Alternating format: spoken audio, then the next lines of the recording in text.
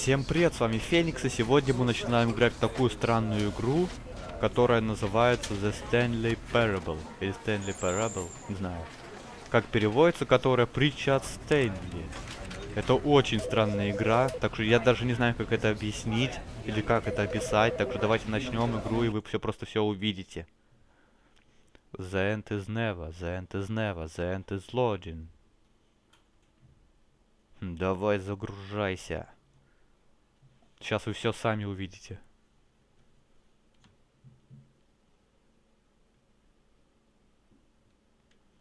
This is the story of a man named Stanley.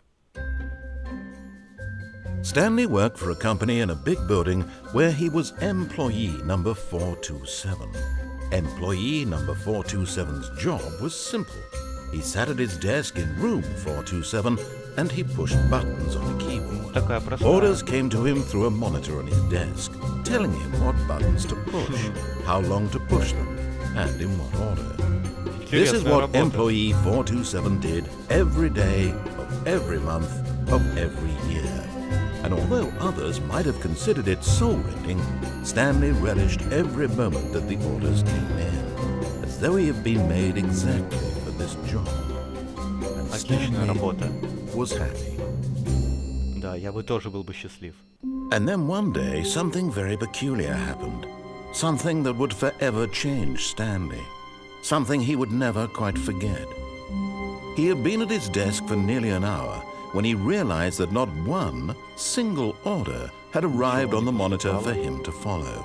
No one had showed up to give him instructions, call a meeting, or even say hi. Never in all his years at the company had this happened, this complete isolation. Something was very clearly wrong. Shocked, frozen solid, Stanley found himself unable to move for the longest time. But as he came to his wits and regained his senses, he got up from his desk and stepped out of his office. Вышел в коридор. А если я не хочу выйти в коридор? Ладно, давайте выйдем. Так. All of his co-workers were gone. What could it mean? Stanley decided to go to the meeting room. Perhaps he had simply missed a memo.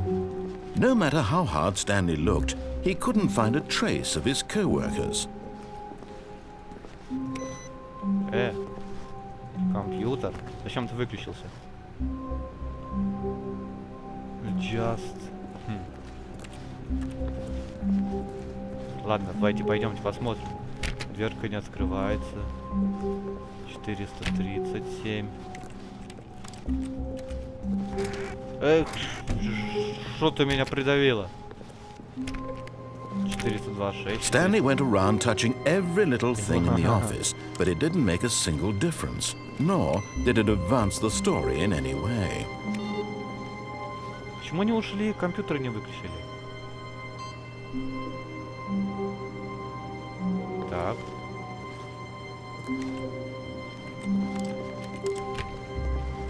Stanley clicked on literally every single door in the office because he doesn't pick up well on cues from his environment.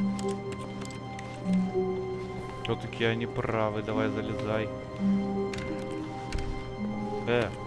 Дверка. Ладно. Что он... Эй, что делаешь?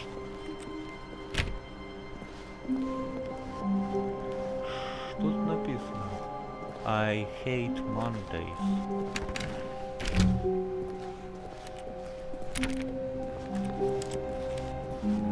Так. When Stanley came to a set of two open doors, he entered the door on his left. Слева. Ладно, не шутка. This was not the correct way to the meeting room, and Stanley knew it perfectly well. Perhaps he wanted to stop by the employee lounge first, just to admire it. Давайте заскочим, полюбуемся.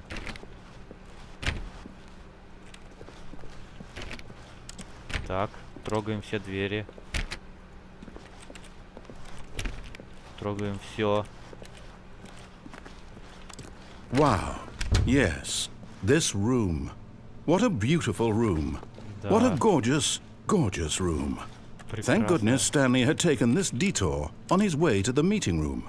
Life without having experienced this room was now too horrible even to consider. Почему ты не нажимаешься? Yes, really, really worth it being here in the room. A room so utterly captivating that even though all your co-workers have mysteriously vanished, here you sit looking at these chairs and some paintings. Really Конечно. worth it. But eager to get back to business, Stanley took the first open door on his left. Дверь слева, я куда-то не туда. Ну ладно. Открывайся. Какая красивая картина. Нет, мы пойдем дальше. Stanley was so bad at following directions, it's incredible he wasn't fired years ago. Так. Don't lie if you are lying right now. Stop. Интересно.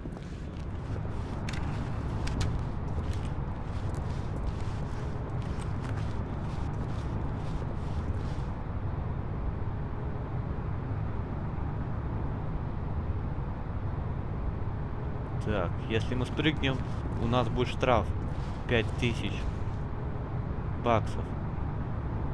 Do not jump from the car, lift while it's in motion will cause death. Не спрыгать лифта, когда он движется. А давайте, кстати, спрыгнем. Опаньки. Опаньки. Опаньки. Куда это мы... Что мы делаем? Как ты...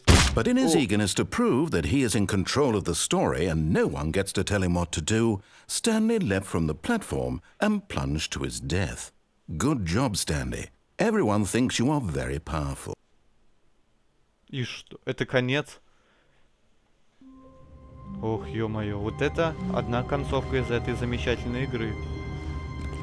Что Стэнли просто разбился. Давайте еще сходим. All of his co-workers were gone. What could it mean? Давайте. Stanley Понятно, decided to go to the понятно, meeting room. понятно. Perhaps he had simply missed a memo. Ах, дверь ты какая. When Stanley came to a set of two open doors, he entered the door on his left. Давайте зайдем правильно. А нет, нет, нет, нет, я не хочу налево. Я не хочу дверь, которая слева. Какие белые окна. Yet there was not a single person here either. Feeling a wave of disbelief, Stanley decided to go up to his boss's office, hoping he might find an answer there.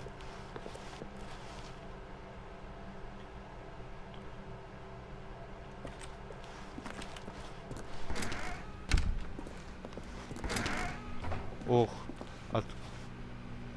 Room closed.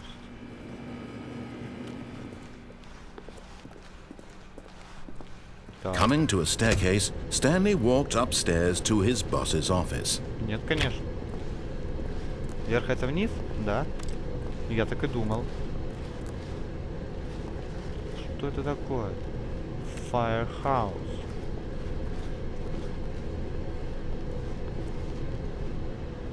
Как круто прятаться здесь. Ё-моё. But Stanley just couldn't do it. He considered the possibility of facing his boss. Admitting he had left his post during work hours, he might be fired for that. And in such a competitive economy, why had he taken that risk? All because he believed everyone had vanished? His boss would think he was crazy. And then something occurred to Stanley. Maybe, he thought to himself, maybe I am crazy. All of my co-workers blinking mysteriously out of existence in a single moment for no reason at all? None of it made any logical sense. And as Stanley pondered this, he began to make other strange observations. For example, why couldn't he see his feet when he looked down? Why did doors close automatically behind him wherever he went? And for that matter, these rooms were starting to look pretty familiar. Were they simply repeating? No, Stanley said to himself, Ё-моё. this is all too strange. This can't be real. and at last he came to the conclusion that had been on the tip of his tongue. He just hadn't found the words for it. "I'm dreaming!" he yelled. "This is all a dream." Oh, what a relief Stanley felt to have finally found an answer, an explanation. His co-workers weren't actually gone. He wasn't going to lose his job. He wasn't crazy after all. And he thought to himself, I suppose I'll wake up soon. I'll have to go back to my boring real-life job pushing buttons. I may as well enjoy this while I'm still lucid. So he imagined himself flying and began to gently float above the ground. Ой, нет. Then he imagined himself soaring through space on a magical starfield, and it too appeared. It was so much fun, and Stanley marveled that he had still not woken up. How was he remaining so lucid? And then perhaps the strangest question of them all entered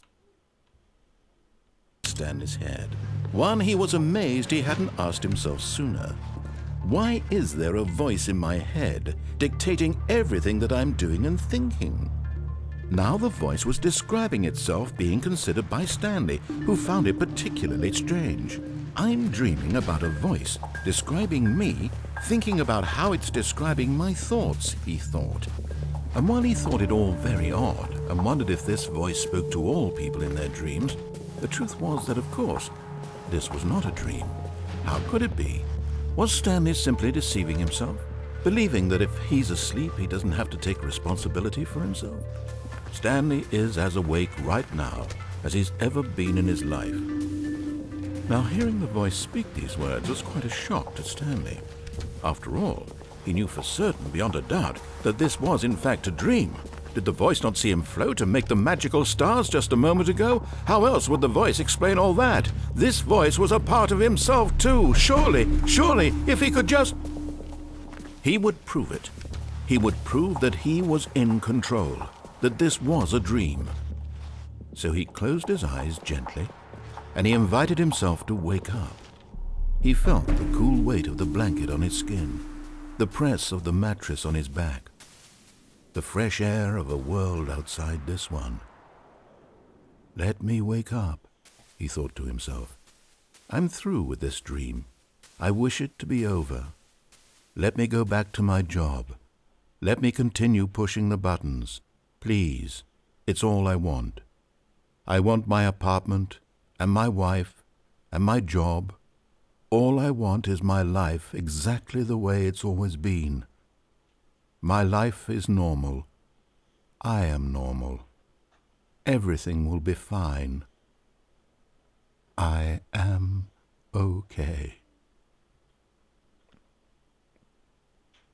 Ё-моё. О, нет. Stanley began screaming. Please, someone, wake me up. My name is Stanley. I have a boss. I have an office. I am real. Please, just someone tell me I am real. I must be real. I must be. Can anyone hear my voice? Who am I? Who am I? And everything went black.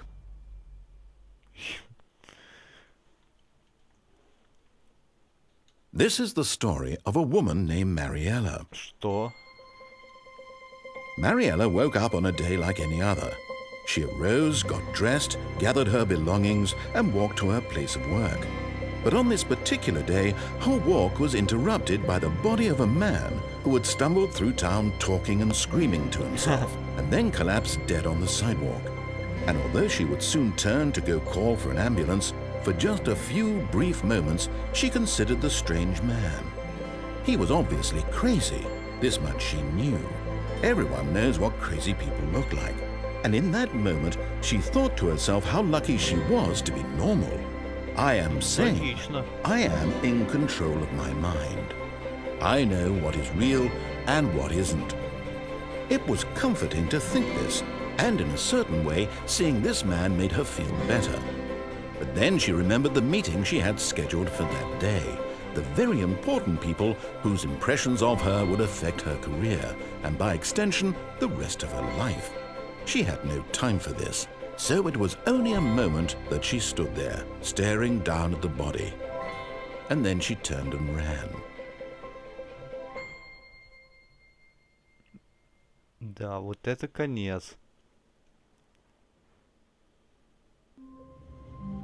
Прикольная концовка. Я думаю, на этом стоит заканчивать. В следующей серии посмотрим другие концовки, как игра кончается. Что ж, подписывайтесь на канал, оставляйте комментарии, ставьте пальцы вверх. Так. But Stanley simply couldn't handle the pressure. What if he had to make a decision? What if a crucial outcome fell under his responsibility? He had never been trained for that. No. This couldn't go any way except badly. The thing to do now, Stanley thought to himself, is to wait. Nothing will hurt me. Nothing will break me. In here I can be happy forever. I will be happy. Stanley waited. Hours passed, then days. Had years gone by? He no longer had the ability to tell. But the one thing he knew for sure, beyond any doubt, was that if he waited long enough, the answers would come. Eventually, someday, they would arrive. Soon, very soon now, this will end. He will be spoken to. He will be told what to do. Now it's just a little bit closer. Now it's even closer. Here it comes.